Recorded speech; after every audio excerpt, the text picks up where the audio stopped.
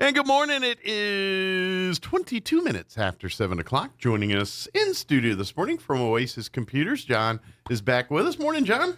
Good morning. How are you? Doing well. How's life at the office? I'm pretty good. Pretty good. Good Can't deal. complain. Keeping busy, steady. Keeping steady, comes and goes, but overall it's good. Is the world of supply and demand getting a little better, or is it still about the Yes, same? it is. As a matter of fact, I run out. I had a couple of those little NUCs in stock, little computers, and they always seem to sell all at once or something. I don't know what that is. But, So they're going off the shelf as fast as they're coming. Last week I sold the last one. Well, one high-end one that was left. Okay. Well, I hope I can get some, if you know what I mean. So I got busy that day. Next day, somebody else needed one. So I sold one that was that I was using. They didn't mind that it was a used one. So I got that going. So I better turn around and order some. And it's like, oh, can I get some? Yeah, right. Is this going to happen? And they had them in stock for what I wanted. I was kind of surprised. So I think it's getting a little better. Good. Also, we had to been dealing with the 10th generation for a while, even though the 11 was out. And I mean, it was really hard to get an 11th generation one for me anyway. Sure. And being a small outfit, of course. And guess what I got? Got the 11th? 12th generation. Oh, wow. Even one above. So something has caught up again or something like that, at least in my computer world here. Interesting. Got a little better, yes. Good deal. So maybe that's because if I remember right, the big weight was computer chips for like cars and computers. That was the big the silicone manufacturing, or something. the virus in China, got factories down. That was kind of the backup for. And unfortunately, we live in a world where everything needs a computer chip now. Yeah, so. Yeah, I keep reading that it's kind of changing a little bit. We're starting to realize that relying on that just-in-time manufacturing may not be quite the best thing. Yep. Bust out your butter churns. We might need them again. Don't know. We'll see. But, it does bring up a point that, yes, we rely on technology, and technology is a good thing, but sometimes you need to know how the process is done just in case. And so that's why it's good to always, embrace technology, but remember, there is a time and a place where you might have to do things the old-fashioned way sometimes. And so it's good to know that every once in a while. It's good to be able to do that and practice that once in a while. Absolutely. If the supply just drops off, what can I do to keep going? Yeah, exactly. Maybe I need to figure something out. Yeah, so that's more of a life thing than computer thing, but it still applies here. Right. So, speaking of Windows, I know we were talking a little bit before the break here about this Windows and things, and as people know, and I've always it feels like, and I don't know, and I'm not trying to play Apple versus Samsung or any of these kind of games, but it always seems like when Apple released a computer or releases a new product, it's pretty much a finished product.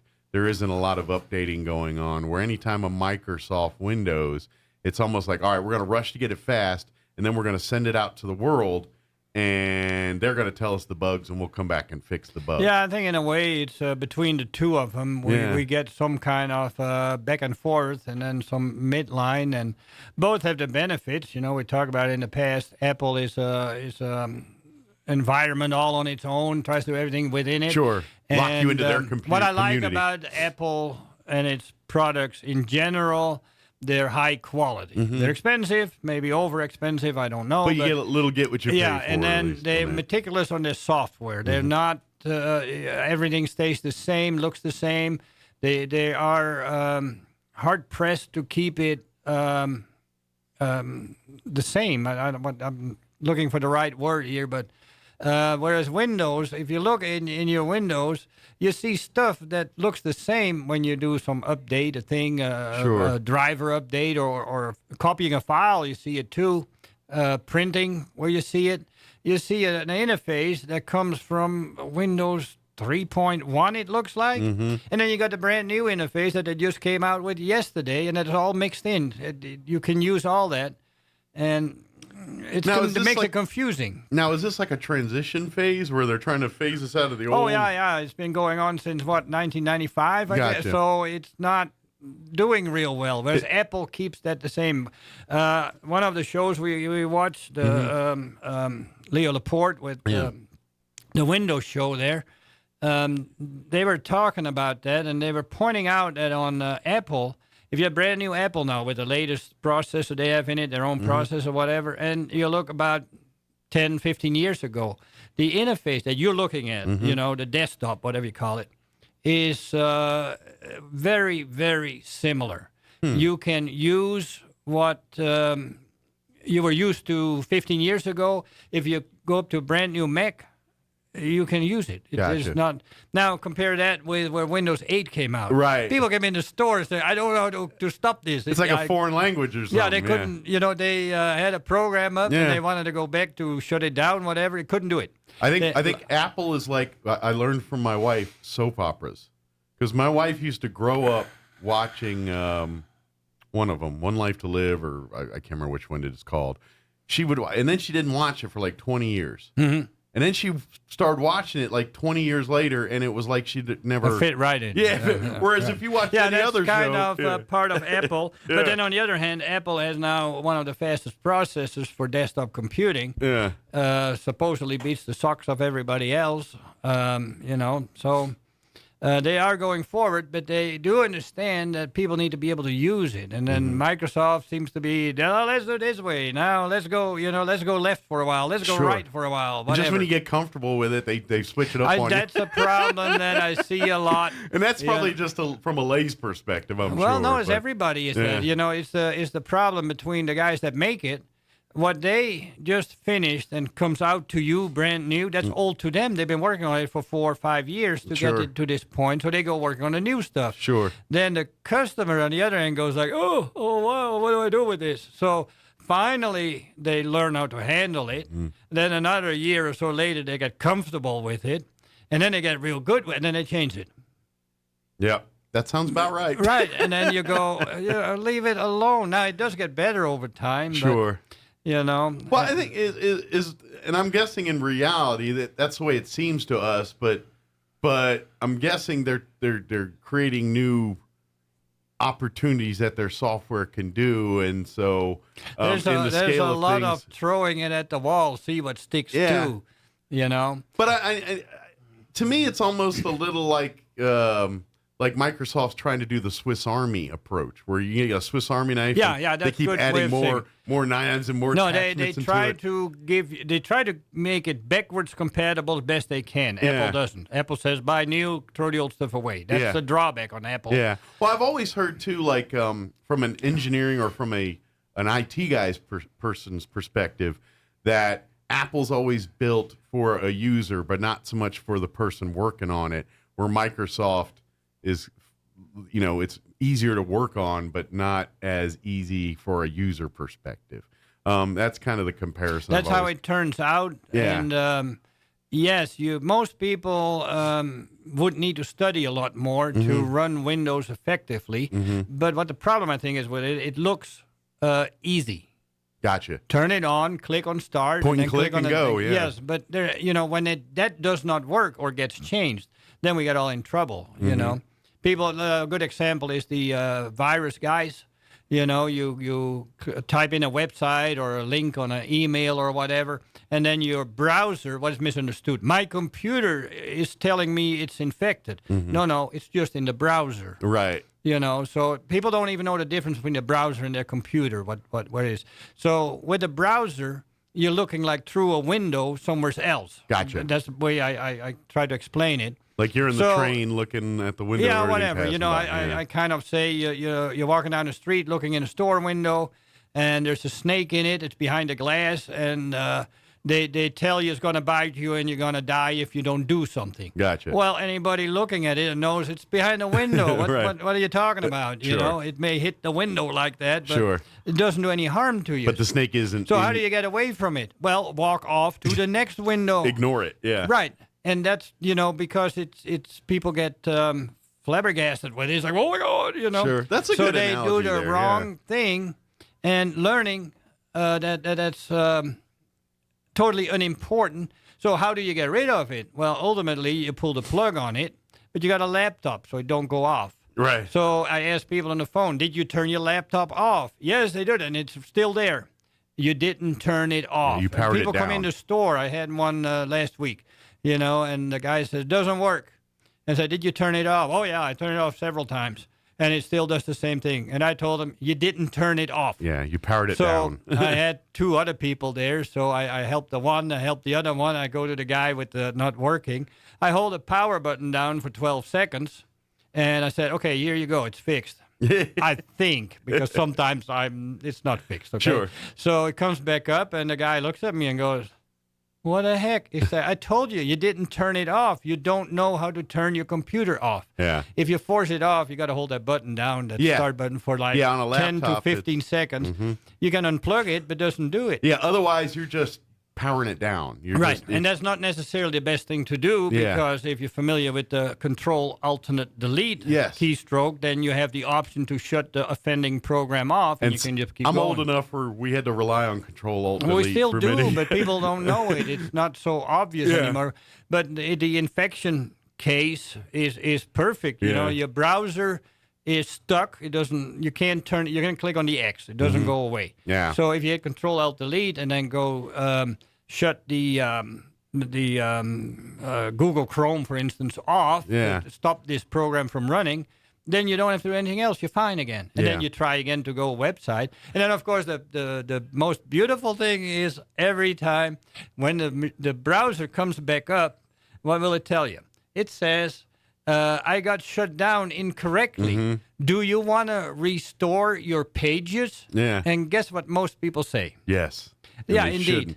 I say well, no. then it's back to the same problem again. I always say no. It's misunderstood somehow. I'm not sure why, but, I want to restore it to where it's good. Yeah. But that's not what it means. Restore it to where you were. Yeah. Well, then it's basically your files weren't saved. Right. Do you want to go back there? We didn't delete them yet. Right. And you're like, yeah, come on down. Right. And you're like, no, you don't want to do. The reason you rebooted was to not get back there. Right. So a lot of misunderstanding, and then Microsoft can just communicate so extremely well to us that we have no idea what the heck they're talking about. If you know what I mean.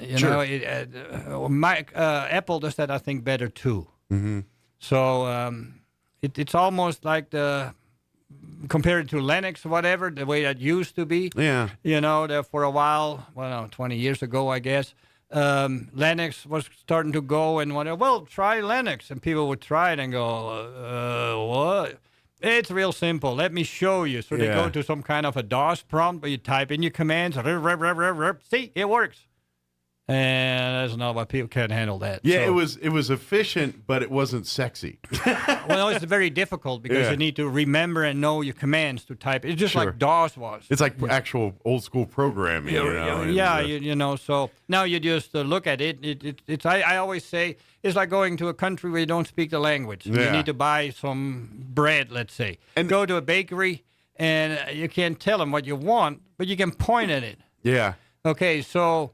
In DOS and in these other programs, a lot of times you have to type your commands in, so you have to speak to the computer. Sure. But you don't understand the language. In Windows and in Apple too, you can just point and click, and then something will happen. Well, and I think, and this might be a generational thing, because since you and I kind of grew up in the dawn of the home computer age and all of that. So we were fortunate enough to see those first generations of home computers, and you couldn't do anything without DOS knowledge. You just could not. You couldn't that was just how it worked. And I mean, I even remember getting computer magazines as a kid, and you could put in like 12 chapters of code in there, and when you were done, you might get to play Hangman or something like that. Well, for most people, it wouldn't play because you made screwed a up mistake. the code. I forgot to put a colon on line 27. Well, I got a better story on that one. I got some people in that couldn't spend much money on it. So, and they warned me up front, said, "No, we can't spend much money on this. We don't have much." It's like, what can I do? It's like, well, what are you doing? This, and this. Oh, you got a book with it? Oh, great, wonderful. So I looked quickly through the book. So page 12. This is what you need. What's on this page 12 here? That's most everything. Go home, read it, try it, follow instructions, and study it up, and it should work. Yeah. So they came back 2 weeks later and said, we don't have everything we can't make it work. What do you type in? So they typed in the command from the book, C semicolon / something. And I look at that and I say, oh, yeah, it's wrong in the book. It needs to be C:. Because semicolon, that's not a command. Yeah, it doesn't understand. It was a that misprint in the book. Oh, so, wow. I mean, how are you going to fight that? How many people got angry on that book when they were trying But there was to put only that in? one instance that this ever happened, That's pretty impressive, actually, because, I mean, if for folks that aren't familiar with DOS codes and all that, if you didn't grow up in that era, if you ever get a chance to look at, I mean, it's literally it's colons and... Well, you turn your computer on, you get C: flashing, flashing...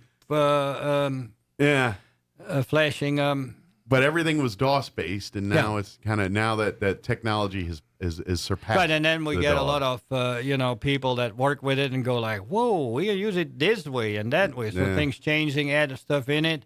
Crooks will break into it. And Sure, it's just a constant fight. But I think for people that are computer IT people, like it's almost like you need to know DOS to know the rest, if that makes sense. Like if you understand and think DOS, of it a little bit as a car. What we want for people is the car that has a red light on it. Stop. Is something really wrong? People understand it. The right light comes on your dashboard, and it's like, oh, this is bad. Yeah. Versus the car nut that has gauges and meters and things and whatever, all things in it. Tax and extra tax. And he can see what the temperature in the rear is doing and the engine and whatever. He can tire see pressure everything. on each tire, Right. He knows what it means and what it does, and he can see it coming on. Mm-hmm. And he can make up his mind, well, I drive a little longer because that's not that bad, or it's bad, I should stop now. Sure. Well, that would be done wrong by the end user that has all those options in it. So, Gotcha. well, how bad is that? It's not quite in the red yet. Well, I would stop because that will ruin it. And, this red is fine. So That makes sense, yeah. Kind of like the dummy light versus like if you're a mechanic, you're going to want the monitors, whereas the rest of us want the dummy light. That's what I'm trying to say. Exactly. And then you got the problem of, driving the thing and repairing the thing. Sure. So And Windows needs to be repaired on a constant basis. It's not like a car where it runs for, 10,000 miles and then you got to do something, whatever, as long as you know how to put gas in it. Sure. Or and plug it in, maybe. Computers are like cars in the aspect that older computers, it was a lot easier to swap out hardware and things and get software and hardware to marry, where it's a little more complicated now. We get more and more that everything is integrated. Yeah, so, and cars are the same way, because 20 years ago... System on a chip, the whole thing gets on integrated. If you look at an old computer, a bunch of wires in there soldered together, and all these things are now in the chip. Right. And, the video gets in the chip. Pretty soon you just have a chip with wires coming out, and you hook your keyboard and whatever up on it. That's why they're so small, too. Yeah. But to me, that's why the comparison with the car, because, you computers 20, 30 years ago, bring it to a guy like you, he could swap it out pretty easy. A car 30 years ago, you could change your own oil in the driveway, most things. Nowadays, there's so many computers and things, you're like, I got to reset 37 factory things every time you do. You know what? I'll let the technician go. And computers are starting to, like, nah, you probably shouldn't be doing home repairs on a computer. Well, you need better one. tools, and the better tools, some of them are very expensive, Yeah, you can't just pick up, and it's even different because these are small, fine, because you're dealing with stuff that, you have to worry about environments, dust and things like that. Right. And then, at the same time, in a certain way, it gets easier because you swap the whole unit out now. You don't have to trace down to the whatever. It's just the whole thing gets just swapped out. Sure, absolutely. Yeah. But if you're having problems with Windows and things like that, John can bring your computer down and he can help you out with it.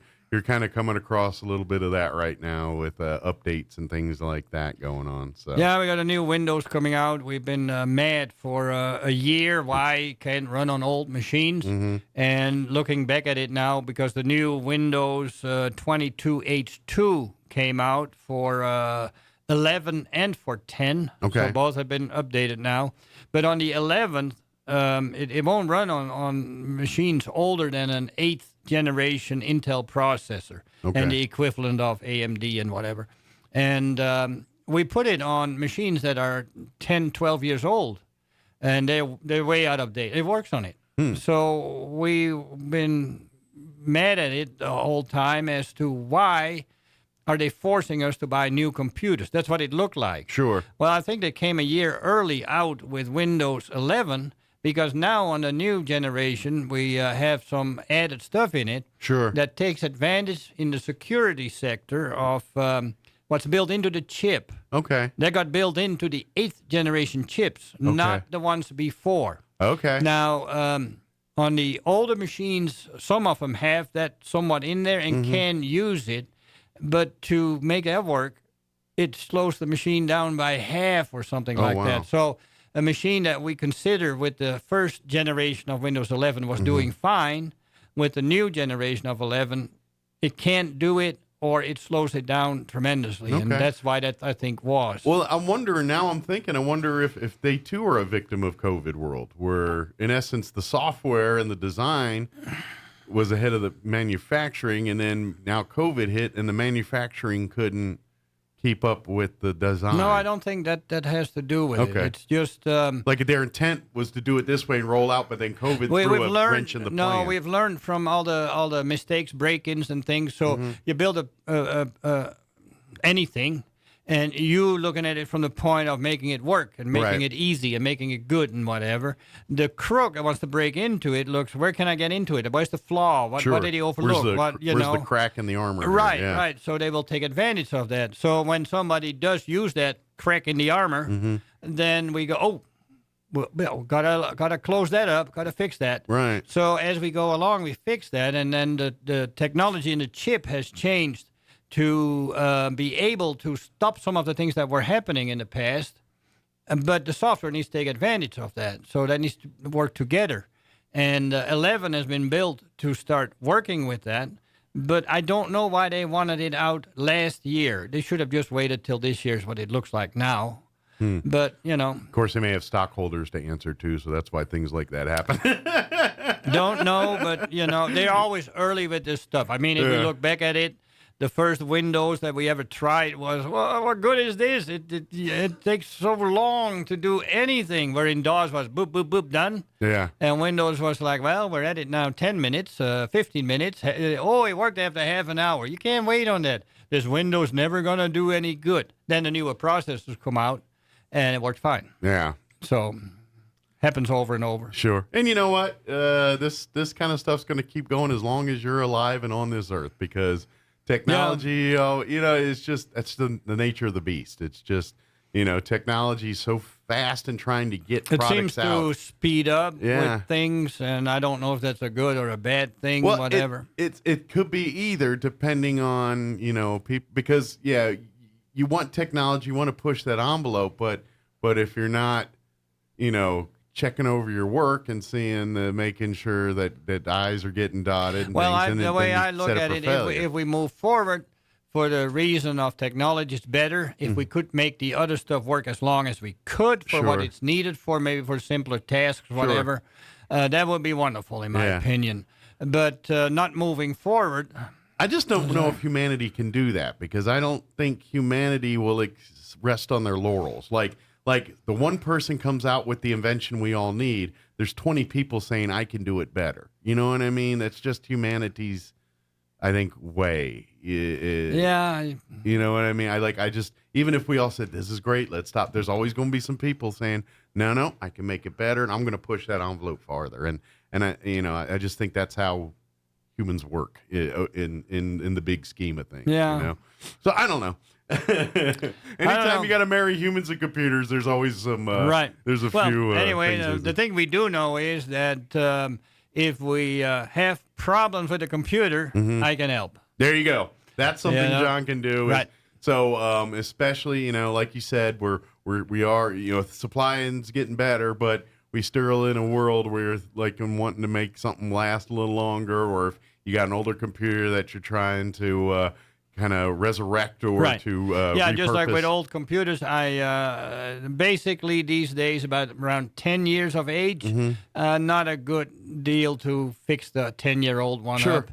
But then again, depends on what you're doing with it. Right. Well, If it's just a simple little thing. What the problem is with the old stuff is we start using these things, for instance, to go to the bank website or something like that. Sure. And what happens is, with old computer, it works fine, does everything you want. Sure. You also check your bank up on that. So the bank comes back with you're using, let's say, Google Chrome again or whatever, Edge maybe.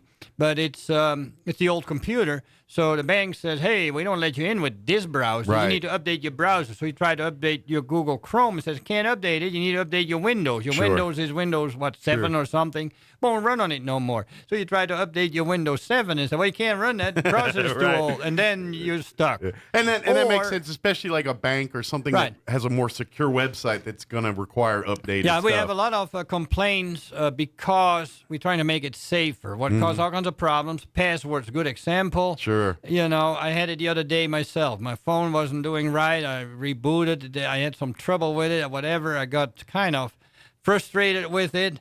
And guess what? The stupidest thing. A phone rebooted once more. Put your PIN in it. And I go, I go to the wife and I go like, oh, no, we do have a PIN. I know. Like, I'm just making the joke. What the heck is my PIN? And she looks at me and goes, well, it is. Now, if I waited a couple of minutes, I don't know, I got a cup of coffee or something, I did something different, whatever it was, picked the phone back up, looked at it, typed it right in. Yeah. No problem.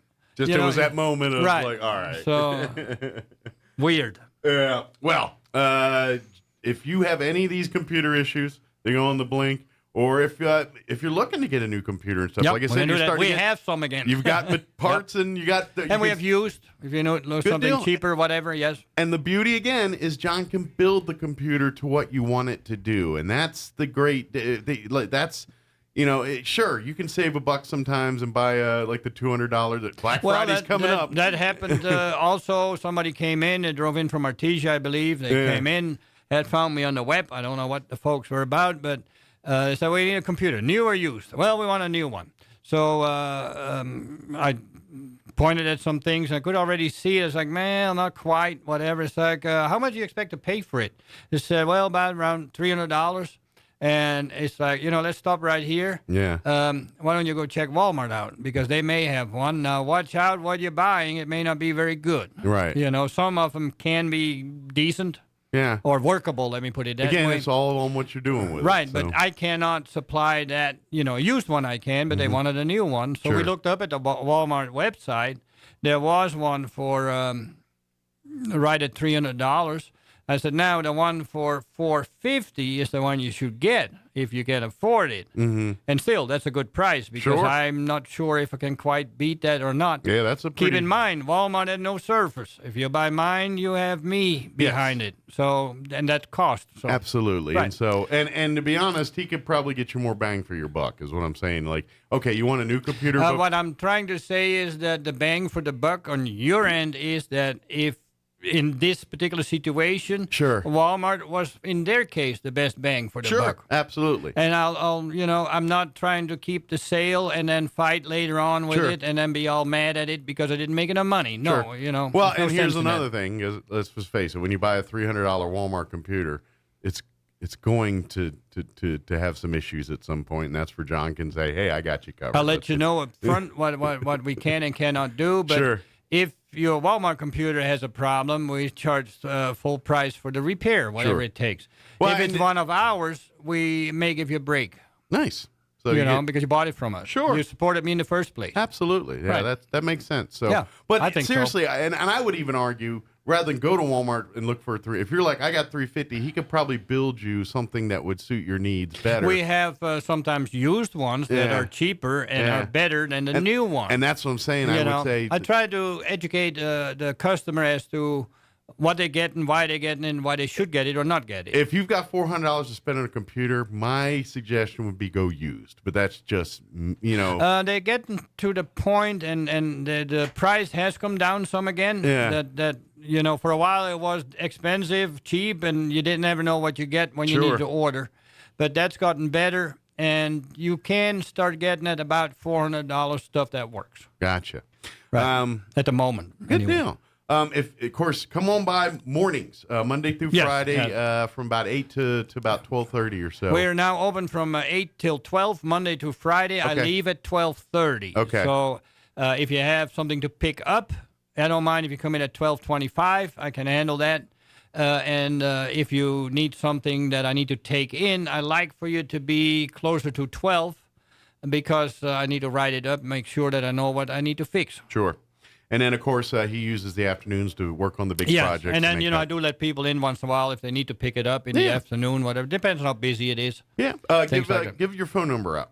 575-625-9141. And that's still the best way to reach me, or stop by the store, 1703 North Garden Avenue. Yes, right behind the Right. Wool Bowl. Right behind the wool bowl. Yep, that's the easy one, next to the railroad tracks. Exactly. You can't miss it, and come in. Not really. And come in and let John get you out of your whatever hole you're dealing with computer-wise. We do our best. Yes.